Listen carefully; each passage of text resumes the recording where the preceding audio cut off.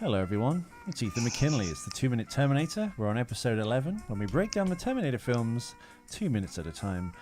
The charming little kind of mariachi music in the background is by Chuck Mangione from the Cannonball Run soundtrack.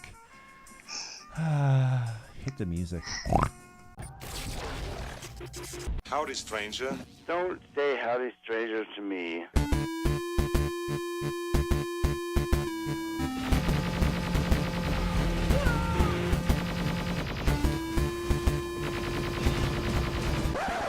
You didn't do the fourth. Thank God.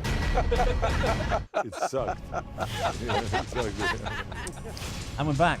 On the other end of the line there is Ellie Fitzgerald, our eminent co-host. Oh, this is the problem with doing a Viber, not Skype, a Viber connection, is the delay sometimes. Yes, Ellie Fitzgerald, the co-host. How are you? Hello, I'm very well. How are you? Very well. I understand you're moving house, Ellie. How's that going? I am. It's still a work in progress, but yeah, I finally found somewhere to live, which is amazing. I'll actually have like my own room again, and I'll be able to sleep in a bed without having to share a house with like 4 other dudes, basically. It's been rather stressful at times, but yeah. So I've been moving. What have you been doing? Just pottering around, keeping out of trouble. Keeping out of trouble, meeting up with old friends. I think we should change it up. Let's have some Logan's Run as I introduce today's show. Oh, Logan's Run, that's a great movie.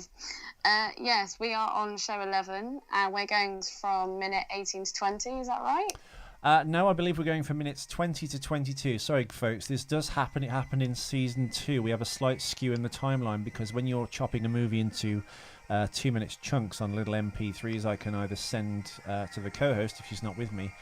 If you do them all in a row, it takes an entire evening, and your brain sometimes loses track of what's going on. Gets a little fried. Exactly. So what are the bookends of this episode? Okay, well, the bookends of this episode are Sam Worthington kind of having a little glint in his eye, not in figurative words, but he has an actual glint on his face, and he finds a small little chocolatey box type thing. So does Marcus have like Terminator eyes or human eyes? Or both? I'm assuming, well, he has... God. You know what? Yes, I think he does have Terminator eyes because he gets part of his face torn off. So it starts with him kind of in the desert, his bookend, and it kind of ends with him again in the desert. But he comes across the Los Angeles skyline, which is just out of shot just before the clip ends. So we're going from minutes 20 to 22, the 2-minute gap, bridging those two time codes. We've hit the music, haven't we? We have hit the music ages ago. We have hit the music. Shit. Okay, well, my first thought on this particular 2 minutes was, where actually is this desert? Well, it'll be just outside Los Angeles, because that's what I guess he's walking through. This film, all the films really are set in Los Angeles, 2029. This is 2018, though, of course. Once again, I have an issue with setting and things like that. So something that I kind of noticed throughout this 2 minutes. So we start off with Marcus. There's that weird kind of square golden thing that glints in his face. Yep. Did we actually discover what that was in the last episode? We didn't, and we should have. So we fucked up. Should have. So yeah, I'm still not quite sure what that was, but it then pans across the landscape, and he looks pretty much like he's in a barren desert land. Well, you know what? Let me just see what it is, and I'll find out. I've just skipped back to my scene from the last episode, which was Thursday's episode. Mm-hmm. It looks like... You know what, McG? What? We don't know. It doesn't say. It looks a bit like a cat's eye, but that's more of a... I think it's a British thing. It's not really an American thing. A cat's eye is the thing that goes in between the lanes on highways. Bronze. Yeah. No. He looks at it, like he's brushing the dirt off it, and then he looks up, the camera pans with him, and then we watch him walk further into the desert. So what the fuck was that? I don't know. Very strange. The music's so anyway, very startling, it then pans across like this desert landscape, and it looks like it's kind of daytime. And then when we next see him, which is the end of this 2 minutes, again, it looks around about the same time of day. And he's walked on to what you say is Los Angeles, basically. Yeah. How far did he walk? If it looks kind of like the same time of day, And when it spanned out at the beginning of this 2 minutes, all you can see is just barren desert land for like miles and miles and miles and miles and miles. Yeah. But then also, if you think about it, when Sam Worthington bursts out of the ground when it's raining, where was that?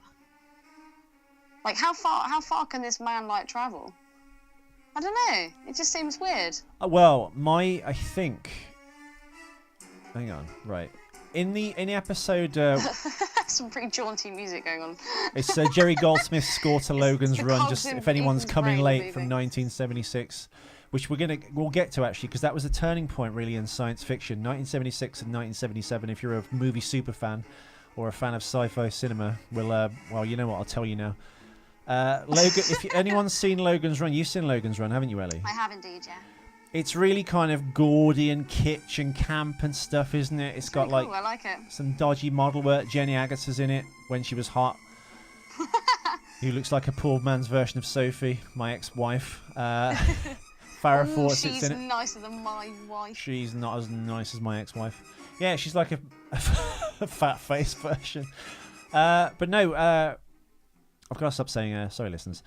Logan's Run, when it came out, I guess it was like... It was in that corridor of like 70s sci-fi, like Demon Seed and stuff like that. When they made all these like future shock stories with like wacky haircuts and it's like free love. And basically the conceit of Logan's Run is everyone kind of joins this thing called Carousel. When they get to 30, they have a crystal implanted in their hand. What you can hear right now is the Carousel music in effect. Essentially what it is, they like people like go around in a circle and they've got like Jason hockey masks on and they kind of spin up into the air in these circles. A bit culty. A bit, yeah. They kind of like dance around in the air in Yeah. anti-gravity, and they've got these like purple and pink caftans on, really It's almost 70s. like some old, like Wiccan thing or something. And then they all get shot by lasers, hence this wacky music in the background. And you've got a crystal implanted in your hand. Is that a Moog? It could be. Goldsmith was well into his, I guess, electronic additions to his music and stuff. Yeah. But Yeah. when the crystal in your hand goes, I think, from red or to red, it means it's time for you to join Carousel. Logan, who's a Sandman, who like is a bounty hunter or Blade Runner, who tracks down people who find this out and start running out of the city. He finds out the conspiracy behind the society they've created, this utopia, and he goes on the run as well. Now, this is 1976. A year later, cinema changed, not just for sci-fi, but for, I guess, anything. It ushered in a new era of cinema, was, of course, Star Wars, which looked completely different, of course. It looked credible. And the special effects, I mean, not now, but then... I mean, well, you know what? Some of them are still pretty good. The pre-special edition. But, like, the gulf of, I guess, gap between those two films in terms of quality and the way they're presented and the music and the way they were edited and put together. Sorry, George, but he did do a good job. Maybe it was by accident on the first one. Who knows? But Logan's Run, within that year, compared to Star Wars, it's just like, you can't believe it looks like it's from the early 60s in a sense. It's How can you tie this into Terminator, though? Because it's the opposite of Terminator. It's more like Aldous Huxley. It's more like an Aldous Huxley future in the sense that I've got to stop saying in a sense, and I apologise. Basically. Aldous Huxley's Brave New World is a scientific dictatorship where the people are kind of like euthanized, or they're mentally anyway, that they stop thinking about the shit that their lives are because they've been bought off with either like feel-good drugs or like gadgets and entertainment, and they're not thinking about politics or how the world actually is. They've been kind of like hypnotized, if you will, by technology and pleasure and things. Sounds like Scientology. It sounds like the world now. People are less interested in politics and more interested in what the next Apple product is coming out.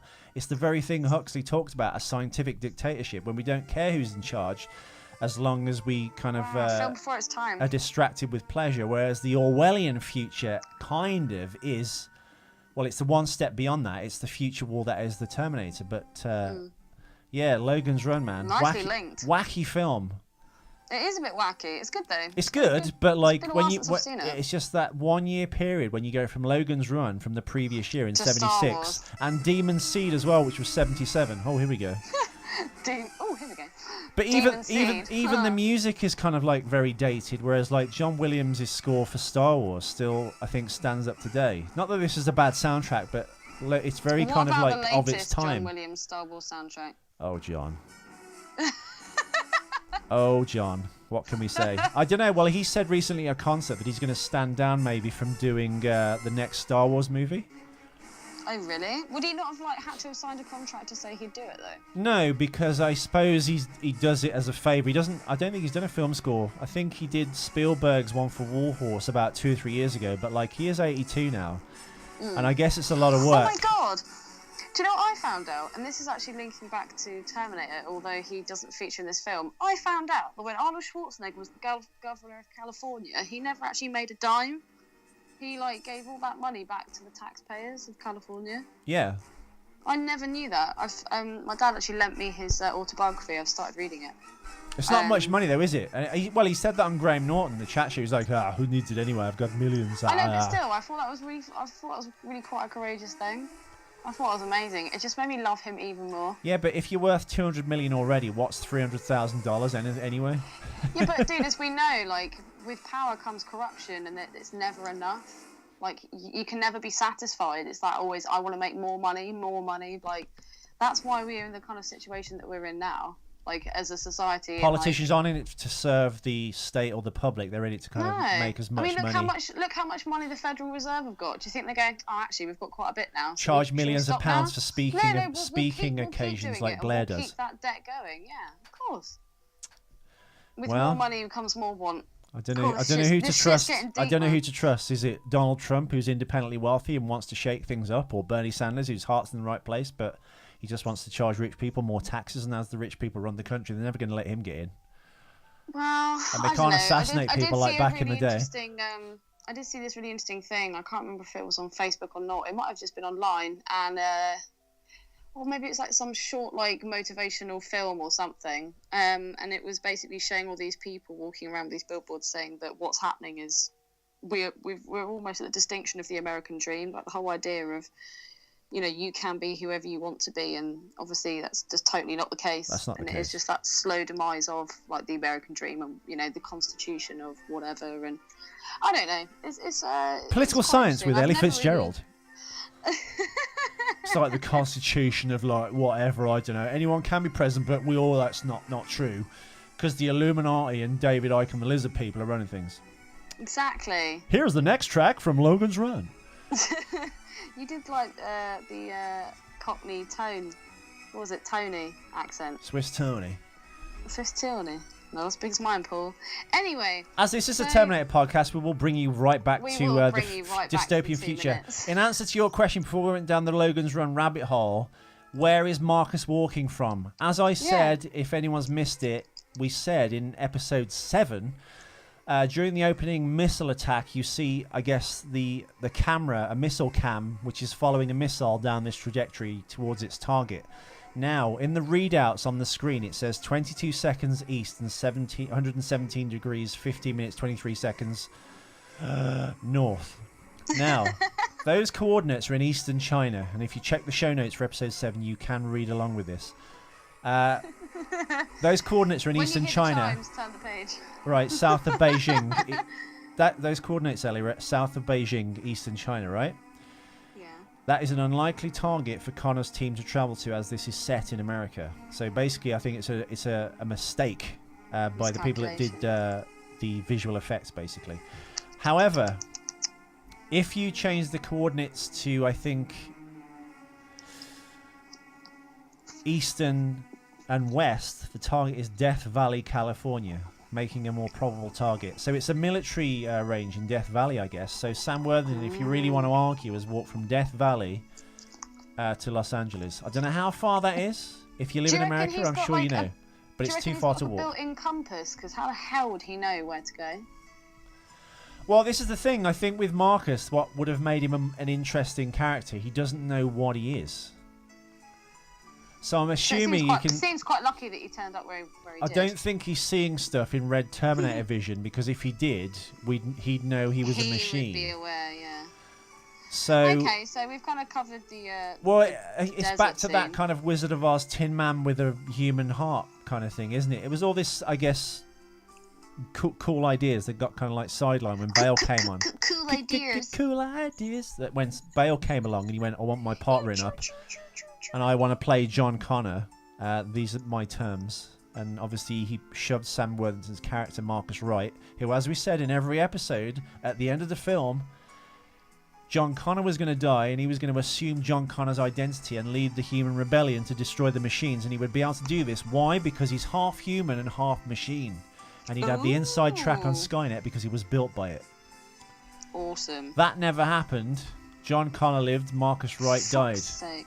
So it would have been a really cool Twilight Zone twist that the leader of the They resistance, wouldn't want to kill that cash cow, would they? John Connor, would have been a machine, which again, when they recycle the ideas or they pick them up for the abandoned ones, Jason Clarke, who played John Connor in Terminator Genesis last year in 2015, of course, was a machine, but also a man, blah, blah, blah kind of thing. But I don't know. He was nanotechnology, he was made of little bits and dabs and things like that. Question. Yes. So we go to the next scene in this 2 minutes, and it's John Connor listening to his mother's tapes. Now, my question is after all the death and destruction of what's happened so far, would that tape player have survived? Yes, because he keeps the tape player as part of his personal effects. I even think, even though I'm para-thinking now, I think he gets the tape recorder out of his backpack when he crashes his bike, I think, in Terminator 3. Was there actually a backpack?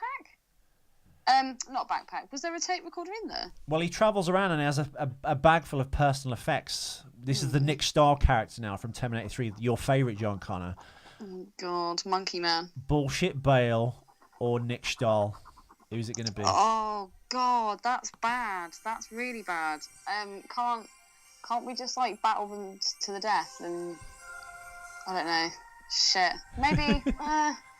maybe we'll go with Stahl, because he was... Yeah, we'll go with Stahl. I think I hate him less than Bale. Whoa, strong words. Stahl never got a nickname. Bullshit Bale got one straight away. Well, you know what? I think that was a no-brainer. The crux of this scene really is the crux. The crux, the bridging thing. The In fact, I'll play some audio now for you because this is the audio that was recorded specifically for the film, and it was narrated by Linda Hamilton. Though for the life of me, I can't hear Linda Hamilton's voice in this clip. Dude, one of my questions was, is that Linda's voice on the tapes? It Because is. it didn't sound like it to me. Yeah, no, it is Linda Hamilton. Old recordings of Sarah are played in the film. The lines were nearly word for word the same as the first Terminator. At the end of the first Terminator, yeah. Linda Hamilton revoiced that again in an uncredited role. So this is actually her voice, but it doesn't sound like her. And I suppose you could argue... Take it away, Linda. Well, I suppose you could argue she's older, but the way she's reading it, she's not reading it with any kind of meaning or intention. It doesn't sound the way she reads it in Terminator 1. In Terminator 1, she's kind of like musing over this future which may or may not happen. Now the Terminator in her mind is destroyed. There's conviction in her voice at least, though. Yeah, so she's committed to making these tapes in this future which she thinks might happen. The Terminator has been destroyed in Terminator 1, but who knows now he's been destroyed. Is there a future? While is there not? stroking her wee belly. Yeah, they've not thought to come up with Terminator 2 yet, so it could never happen. Could near happen. But if you listen to these tapes now, I'm going to turn it up for the listeners. It doesn't. Take it away, Linda. Doesn't sound like it to me. Nope. This is tape number 28 of Sarah Connor to my son John. What's most difficult for me is trying to decide what to tell you and what not to. Should I tell you about your father? Will it affect your decision to send him back in time to protect me, knowing that he is your father? And he'll be younger than you, only a teenager when you meet him. He used to choke me. This person could go crazy. But if you don't send Kyle, But it was okay, because I was a you can fucking never button be, pusher. and Skynet will win the war. Wow. Wise words from a Chewbacca mullet. Yeah, no, I don't know. It kind of does, but it doesn't really sound like her. I guess you could argue she is older, but it's just strange that... So let's actually talk about the message that Sarah's left her son. So if this is tape 28, and then she goes, "Oh, it's really difficult for me to know what to tell you, what not to tell you." What the fuck has she been talking about on those other 28 tapes? The first 27 tapes were just her working at Big Buns, the restaurant, going, I had this really crappy shift, and this guy came in, didn't tip me, and this kid came in and put ice cream in my pocket. And then John's there, Sarah just started dying. Yeah, he's there, literally listening to awful podcasts of his mother, just talking about her This shitty waitressing fucking job. dumb Until he thing. gets to 28, he's like, finally, we're at the juice, we're at the good bit. Get to the good bit. Get to Les off with her housemate. But yeah, the first recording that John listens to in this film of his mother is an edited version of the recording she makes at the end of the first Terminator. Now, I've got two conflicting reports here, because one's from Terminator Wiki and one is from the IMDb Terminator Trivia. Now, the IMDb one says the lines are nearly word for word, but re-recorded fresh for this film by Linda Hamilton. And the other one from Wiki says but this Wiki's is... what just other people have written, isn't it? Well, yeah. Like, you can change Wiki. Like, you could go on there like now and change it. It's not Wiki Wild Wild West. It's Terminator Wiki. Oh my god, you're so white. I'm doing the Running Man. so No one is can Will see, Smith. but I'm doing the Running Man right now badly. No, but God, ads be flying everywhere. this piece of trivia I'm reading now, well, I've already read, but the other piece says like this is the actual recording she made for Terminator 1. And they've just used that and put it in the film here. Well, that's a lie. I'm not hearing that. It doesn't sound the same, and hearing it doesn't ring as true either, and it doesn't sound like her. Plus, she'd sound completely different because she's a much older woman I'm now. more inclined to go with the first idea, that it was re-recorded by the older version of Linda Hamilton. What do you think, listeners? Write in. Well, I think it's obvious, because in the first movie, she's doing it on camera, so there's no actual thing to listen to, really. So... we've both kind of agreed that it doesn't really sound like her. Now, she questions, would you send him back in time if I told you he was his father? Well, of course you fucking would. She'd be like, well, yeah, I need to be, like, created. And Well, I suppose his dilemma is he's sending someone...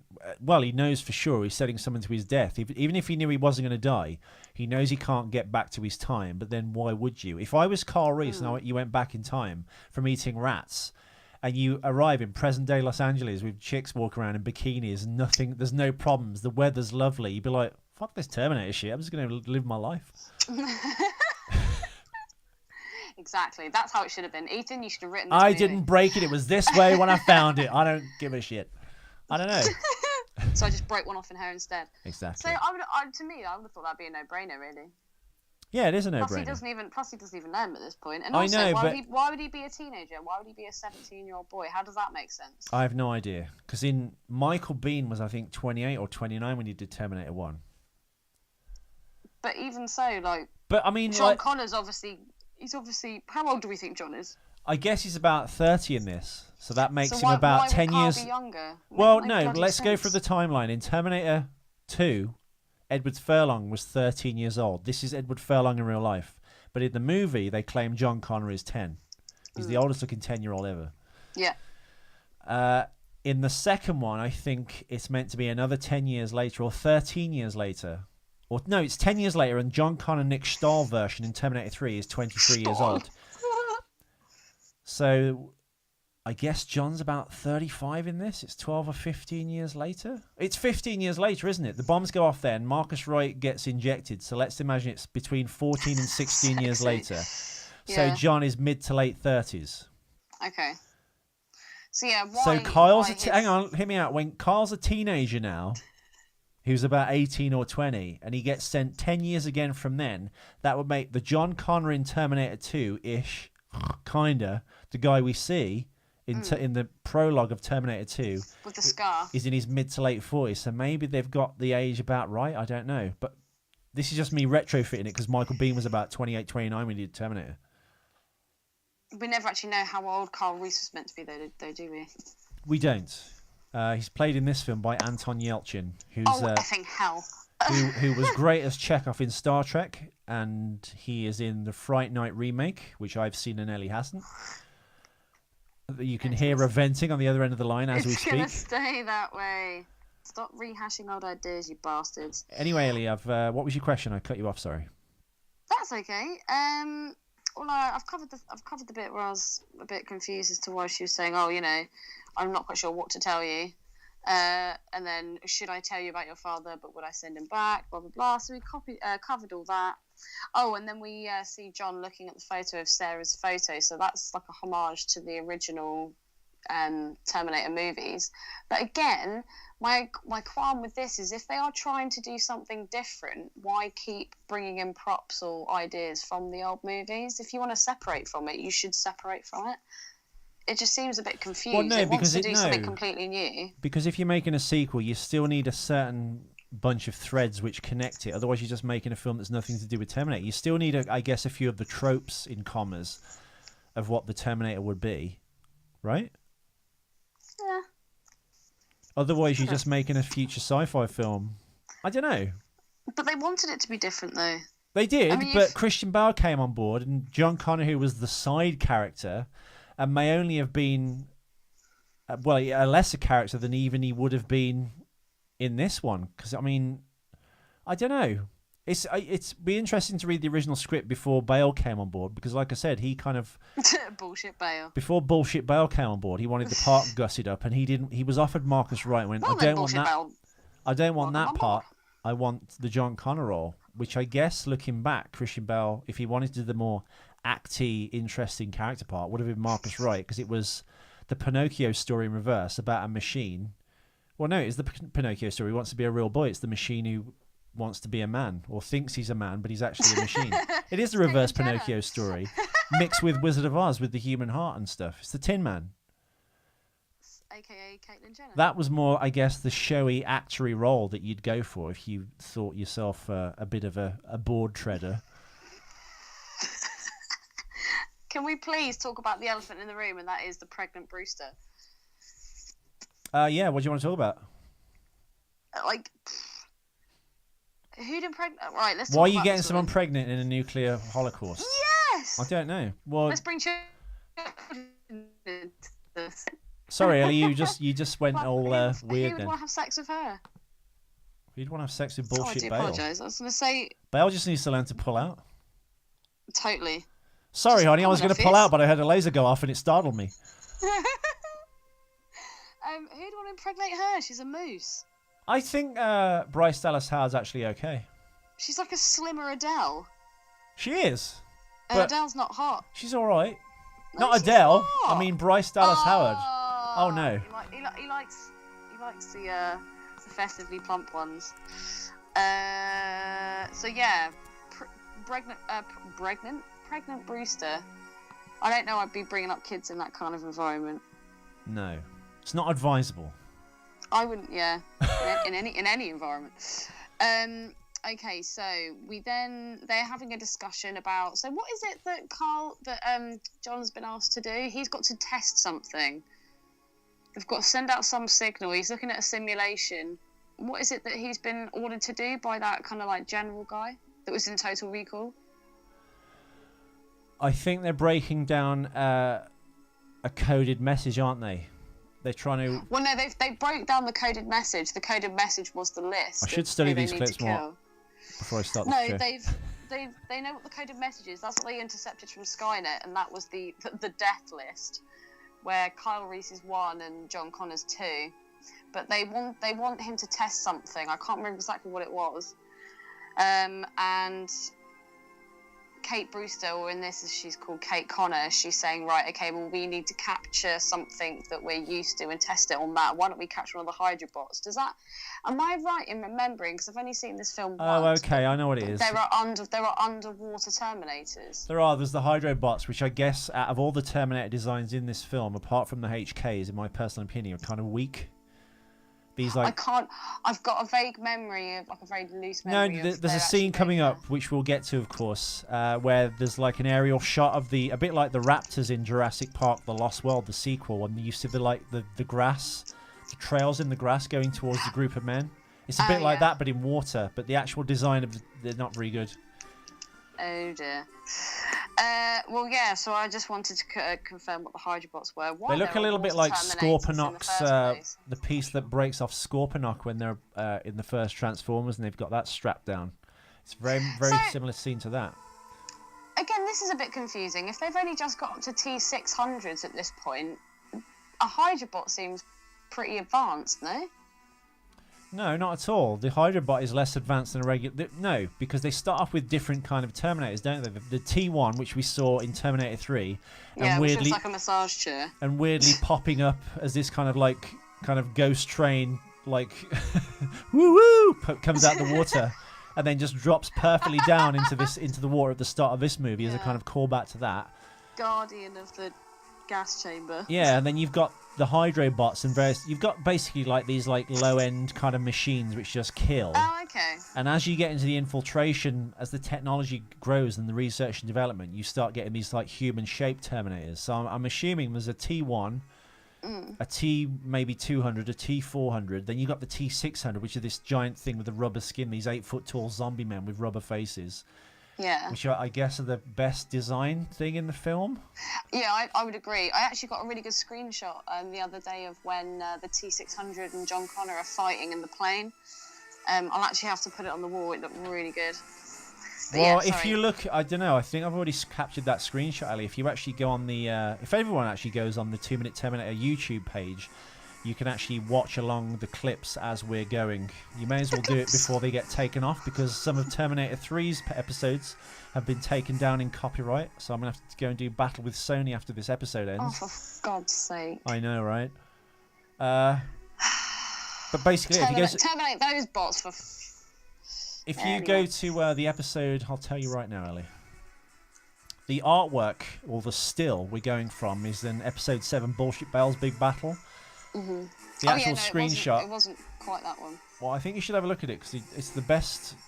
And I went through this frame by frame. It's the best picture from that thing of the bullets hitting the T600 before he gets shot to pieces. All in. But by the way, if you're enjoying the background music, it's Jerry Goldsmith again, not Logan's Run this time, but 1985's The Explorers, where 3 neighborhood kids build their own spaceship. One of my favorite movies. I've not seen that. It's pretty good. It's pretty good. Pretty good. And so River Phoenix's debut along with Ethan Hawke, actually. Way, another Ethan. From one Ethan to another, with a better nose. So we hear... Well, she found it funny. So we hear Kate and Connor talk about what they're going to do, and then John looks all concerned and goes, "Kill Kyle Reese. Reset the future. No John Connor." What was that about?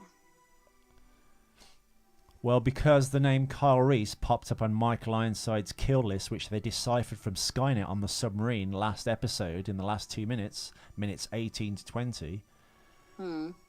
That name obviously rings a bell with John, because he went, Kyle Reese, where do I know that from? So he's gone back through his mother's tape, which he's listening to in this clip, episode 11, minutes 20 to 22, where she goes, Kyle, you know, if you don't send him back, you can never be and will never defeat the machines. That's the moral dilemma I'm leaving you, blah, blah, blah, blah.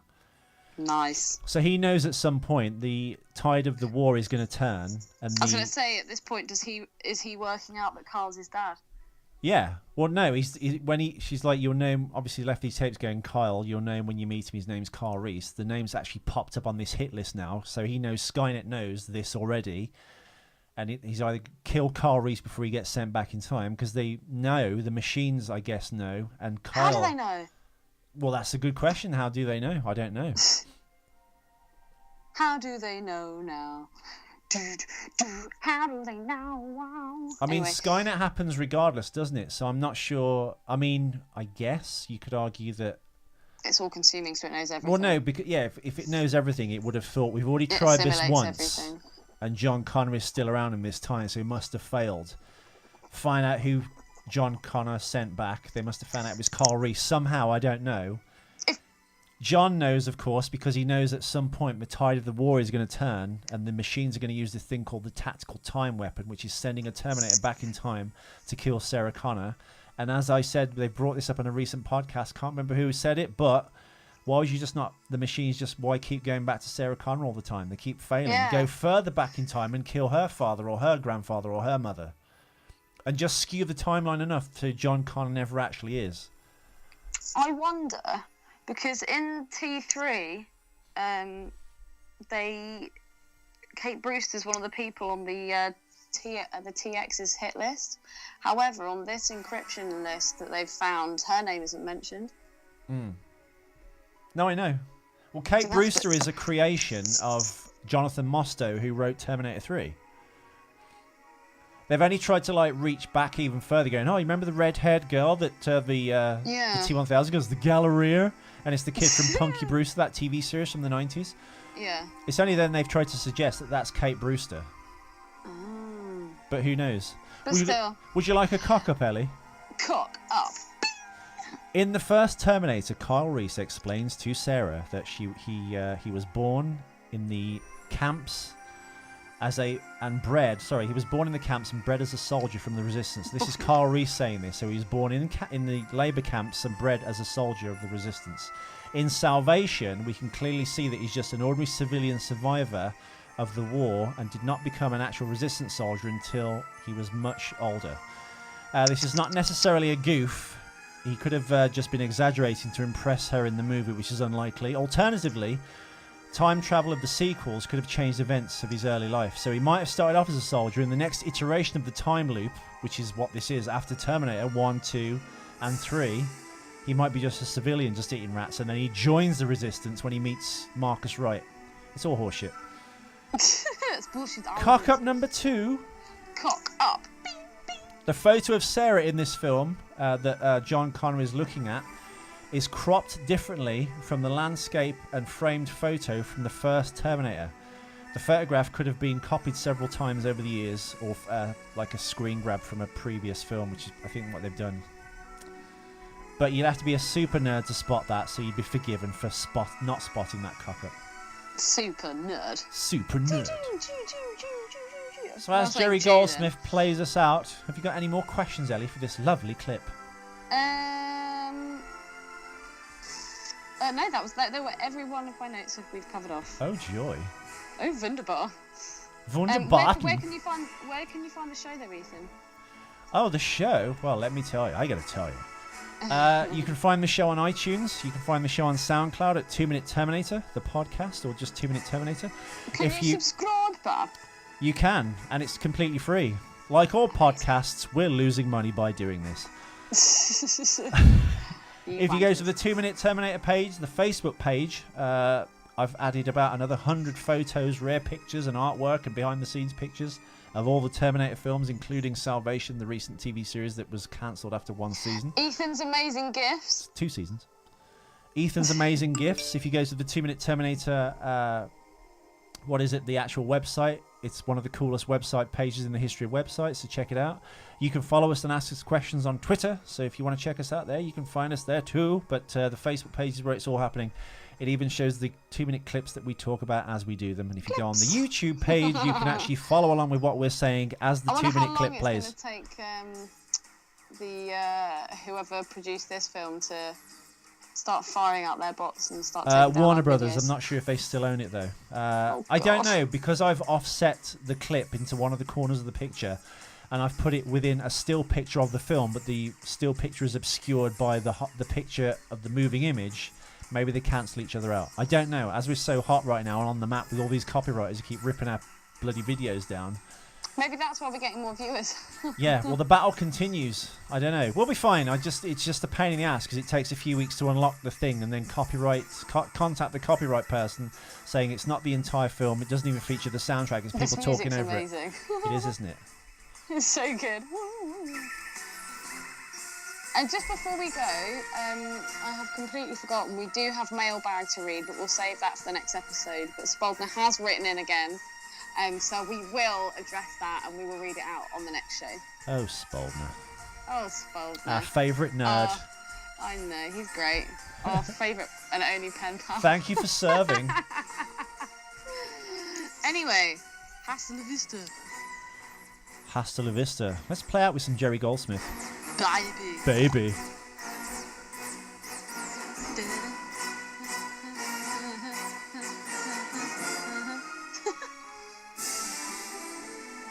Yeah. Oh my god. Yeah, Alien Explorers is a good movie. You should watch it. River Phoenix's debut along with Ethan Hawke when they were like 13, so you'd be well into them. Oh my god. And they build their own spaceship and they go off into space and have an adventure. And this is the music from it? It is. Really good music. Same Jerry Goldsmith, Yeah, but sounds it's amazing. you can hear all these like wacky electronic flourishes which you never kind of shook from the 70s. Wait, what's it called again? What's down? Explorers, 1985. It's a Joe Dante film. Joe Dante made Gremlins 1 and 2. He made The Howling. So it's kind of, that's the kind of like small Scope. soldiers. That's the kind of like wheelhouse you're in Joe Dante's wacky world. But yeah, it's a good movie. I think that's going to be the movie I watch tomorrow night, my first night in my new room. Oh joy, when you're trying to fight with those weird swingers. Actually, you know what? Full disclosure, listeners, before we wrap up, Ellie's moved into a house. They are swingers, Oh my aren't they? god, I didn't even know we were still recording. Yeah, they are. I actually didn't know. As we were off topic now, yeah, you're moving into a house with swingers, aren't you? They're not swingers. They are swingers. They're not. They are swingers. They're not swingers. Are they or are they not? They don't listen to this. It's okay. Are they or are they not swingers? No, they're not swingers. Okay, so They're, there's something weird. It's dom and sub. That's the setup they've got. They're a dom and sub, but they do swingery Yeah. things, don't they? Well, she's allowed to. He's not. Stop avoiding the word swingers and just get real, will you? What? Well, no, because swingers, that is something else so slightly different. It's like, do you remember one of your exes like, oh, I couldn't live this swinging life? And you're like, it's not actually swinging. Yeah, it's a nightclub, you silly cow. Yeah, we went to a nightclub. It was like a Mardi Gras night, listeners. Everyone was like in these like lavish outfits. Some girls were in their underwear with like feathers and things. It was like Rio, Brazil. And she goes, turned around and Ethan, went, I don't want any part of Ethan, I this couldn't live festival." this life. And I went, what are you talking about? She went, I couldn't be a swinger. I was like, okay, well, I'm glad of that. Why are you saying that? She's like, because all these people are swingers. I was like, no, they're not. It's a fucking costume party. Anyway. But anyway, yeah, the reason the rent, I think, is so cheap is because you're going to have to pay the extra.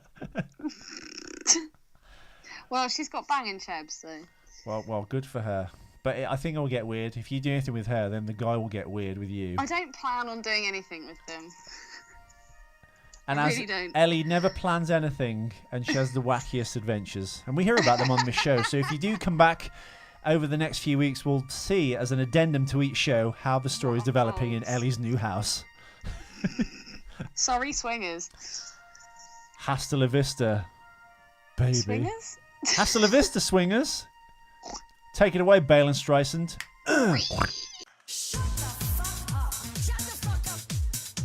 Shut up if you can't take a joke. You are trashing my scene. Shut the fuck up, would you? Shut the fuck up. Shut up if you can't take a joke.